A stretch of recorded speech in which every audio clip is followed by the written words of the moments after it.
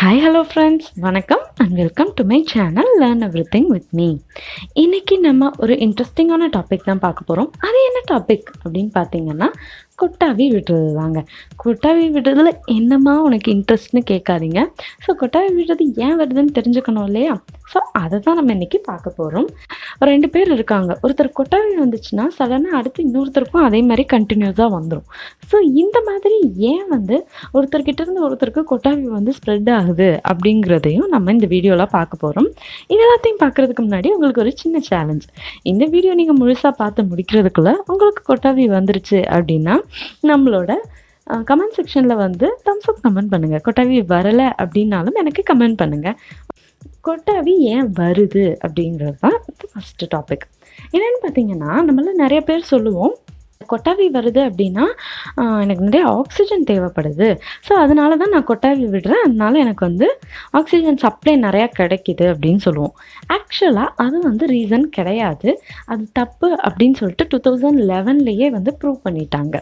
அப்போது ஏங்க கொட்டாவி வருதுன்னு அடுத்த கொஸ்டின் வரும்ல, அதுக்கு தான் என்ன சொல்கிறாங்க அப்படின்னு பார்த்தீங்கன்னா, நம்மளோட பிரெயின் டெம்பரேச்சர் இருக்கு இல்லையா? ஸோ இந்த பிரெயின் டெம்பரேச்சர் எப்போ அதிகமாகுதோ அப்போ நம்மளே கூல் பண்ணிக்கிறதுக்கான ஒரு ப்ராசஸ் தான் இந்த கொட்டாவி அப்படின்னு சொல்கிறாங்க.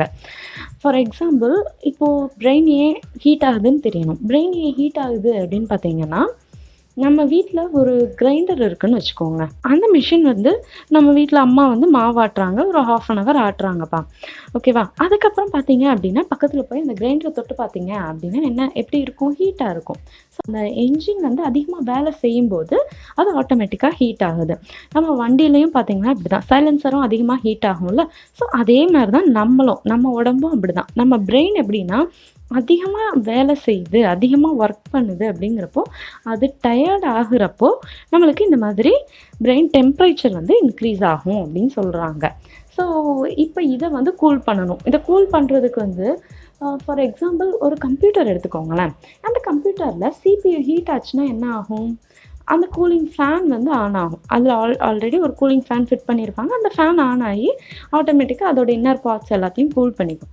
ஸோ இந்த கூலிங் ஃபேன் மாதிரி தான் நம்மளுக்கு வர கொட்டாவியும், ஓகேவா?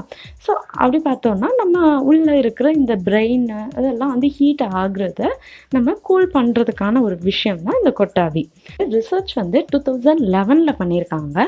என்ன பண்ணியிருக்காங்க அப்படின்னா, நம்மளோட ஹெட் இருக்கு இல்லையா? ஹெட்டில் ஒரு ஐஸ் பேக் மாதிரி வச்சுட்டு அந்த ஐஸ் பேக் வச்சிருக்கிறவங்களுக்கும் அது வைக்காதவங்களுக்கும் எந்த அளவுக்கு கொட்டாவி வருது அப்படின்னு பார்த்தோன்னா, ஐஸ் பேக் வச்சுருக்கிறவங்களுக்கு பார்த்திங்கன்னா கொட்டாவி கம்மியாக தான் வந்திருக்கு.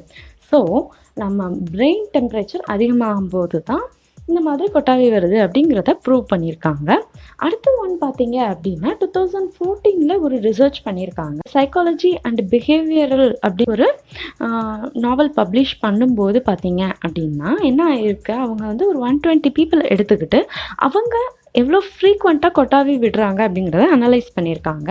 அப்படி பண்ணும்போது அவங்க வின்டர் சீசனில் கம்மியாக கொட்டாவி விடுறாங்க, அண்ட் சம்மர் சீசன் அந்த மாதிரி ஹாட்டாக இருக்கிற சீசனில் அதிகமாக கொட்டாவி வருது அப்படிங்கிறதையும் ப்ரூவ் பண்ணியிருக்காங்க. ஸோ இந்த மாதிரி ப்ரூஃப்ஸ் எல்லாம் இருக்குது, ஓகேவா? ஸோ ஓகே, இப்போ உங்களுக்கு ஒரு கொஸ்டின் வரும். கொட்டாவி விடுறப்போ நம்ம ஏர் தான் உள்ளே வாங்குகிறோம். ஏரை இழுத்தோம்னா அது எங்கே போகும்? லங்ஸுக்கு போகும். லங்ஸுக்கு போனால் எப்படிங்க பிரெயின் கூல் ஆகும் அப்படின்னு நீங்கள் கேட்கலாம். அது எப்படி அப்படின்னு பார்த்தீங்கன்னா, நம்ம லங்ஸுக்கு அதிகமான ஆக்சிஜன் சப்ளை போகும்போது நம்ம என்ன பண்ணுறோம் அப்படின்னு பார்த்தீங்கன்னா, நம்மளோட ஹார்ட் பீட்டும் அதிகமாகுது கண்டினியூஸாக. ஸோ ஹார்ட் பீட் அதிகமாச்சு அப்படின்னா என்ன நடக்கும்? நம்மளுடைய பிளட் சப்ளை அதிகமாகும். பிளட் சப்ளை, அந்த ஹார்ட்லேருந்து பம்ப் ஆகிற பிளட் இருக்கு இல்லையா? ஸோ அது இன்க்ரீஸ் ஆகும். ஆனால் நம்மளுக்கு ஃபர்ஸ்ட் விஷயம் எங்கே போகுது? நம்ம பிரெயினுக்கும் போகுது. இப்படி அதிகமான இந்த பிளட்டு ஃப்ளோ ஆகும்போது என்ன ஆகுது அப்படின்னு பார்த்தீங்கன்னா, நம்மளுடைய பிரெயின் ஆட்டோமேட்டிக்காக கூல் ஆயிடுது அப்படின்னு சொல்லுவாங்க. ஸோ இது எப்படின்னு பார்த்தீங்கன்னா, நம்மளை ஒரு ரெஃப்ரெஷ் பண்ணுற மாதிரி ஒரு சின்ன விஷயம் தான் இங்கே நடக்குது, ஓகேவா? ஸோ நம்ம கொட்டாவி விடுறோம் அப்படின்னா நீ ரொம்ப சோம்பேறி அப்படின்னு யாராவது இனிமேல் சொன்னாங்கன்னா, நான் என்னை ரெஃப்ரெஷ் பண்ணிக்கிறதுக்காண்டி தான் கொட்டாவி வருது அப்படின்னு நீங்கள் சொல்லலாம் இனிமேல் தாராளமாக. அண்ட் இன்னொரு விஷயம் பார்த்தீங்க அப்படின்னா, காலையில் எந்திரிச்சோடனே சிலருக்கு கொட்டாவி வரும். ஆக்சுவலாக இது ஏன் நடக்குது அப்படின்னு பார்த்தீங்கன்னா, நம்மளை ஒரு ஸ்ட்ரெச் பண்ணுறதுக்காண்டி நம்மளோட லங்ஸு, இயர்பட்ஸ், ஆர்ம்ஸ், ஸோ இது எல்லாத்தையுமே ஃப்ளெக்ஸ் பண்ணி கொடுக்கறதுக்காக இந்த கொட்டாவி வருது மார்னிங் டைமில் அப்படிங்கிற மாதிரி சொல்கிறாங்க. ஓகேவா? ஸோ இந்த பிளட் பிரெயினுக்கு போறது, ஸோ இது எல்லாமே வந்து காலையில கொட்டாவி விடும்போது ரொம்ப நல்லா நடக்குது அப்படிங்கிற மாரி சொல்றாங்க. இதனால நம்ம ஒரு ஃப்ரெஷ்ஷா, அலர்ட்டா ஃபீல் ஆகுறதுக்கான ஒரு விஷயமா தான் இத பார்க்குறாங்க. அடுத்தது 2வது ரொம்ப ரொம்ப ரொம்ப இன்ட்ரெஸ்டிங்கான ஒண்ணு. இதுக்காண்டி தான் நெறைய பேர் எதிர்பார்த்துக்கிட்டு இருந்திருப்பீங்க அப்படின்னு நெனைக்கிறேன். இது என்ன அப்படின்னு பார்த்தீங்கன்னா, கான்டிஜியஸ் யானிங். அதாவது ஒருத்தவங்க யான் பண்றாங்க அப்படின்னா, நம்மளுக்கும் அதே மாதிரி திருப்பி வந்து கொட்டாவி வரும். இது எப்படிங்க ஸ்ப்ரெட் ஆகுது? அவங்கள பார்த்தாலே எனக்கு கொட்டாவி வந்துருது அப்படிங்கிறது ஏன்? அப்படின்னா, ஃபர்ஸ்ட்டு பார்த்தீங்கன்னா, இது வந்து ஒரு சோஷியலைஸ் ஆகுறதுக்கான ஒரு விஷயம் அப்படின்னு சொல்றாங்க. இது எப்படி சிம்பிளா சொல்லலாம் அப்படின்னு பார்த்தீங்கன்னா, நம்ம ராஜா ராணி படத்துல நஸ்ரியா சொல்லுவாங்க, நாய பார்த்து ஹாய் சொல்லுவாங்க இல்லையா? ஹாய் சொல்லிட்டு அந்த நாயும் கைய தூக்கும் வேகமா.